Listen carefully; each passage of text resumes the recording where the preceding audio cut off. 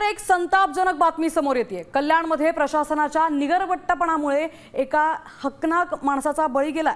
Deepak hotel परिसरात मेवालाल गुप्ता नावाच्या वृद्ध व्यक्तीला हृदयविकाराचा झटका आला।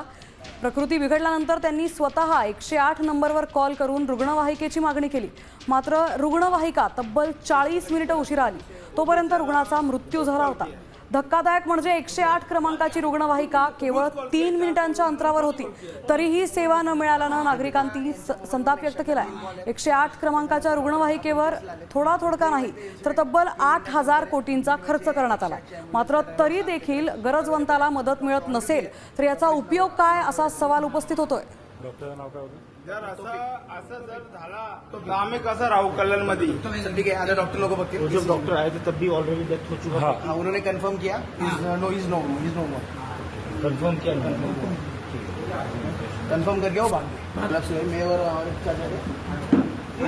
ठीक है भाई, क्या है कल्याण में क्या है? समोर 108ला 4 कॉल केले होते। ओके 108च्या ॲम्ब्युलन्सला कॉल केले होते। महात्मा फुले पोलीस स्टेशनला कॉल डायल की झाला होता, परंतु तो कॉल लागला नाही।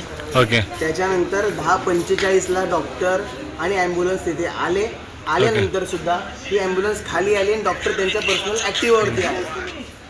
25 मिनिटांत झाले। रुक्मिणी हॉस्पिटल आणि दीपक हॉटेल अंतर 3 मिनिटाचं आहे। डॉक्टरची शिफ्ट ही 7 ते 11 वाजेपर्यंतची आहे। मग डॉक्टर त्यावेळेस अवेलेबल का नव्हते? ऑन ड्युटी नव्हते का? मग 108ची ॲम्ब्युलन्स का ऑन रोड दाखवली जाते?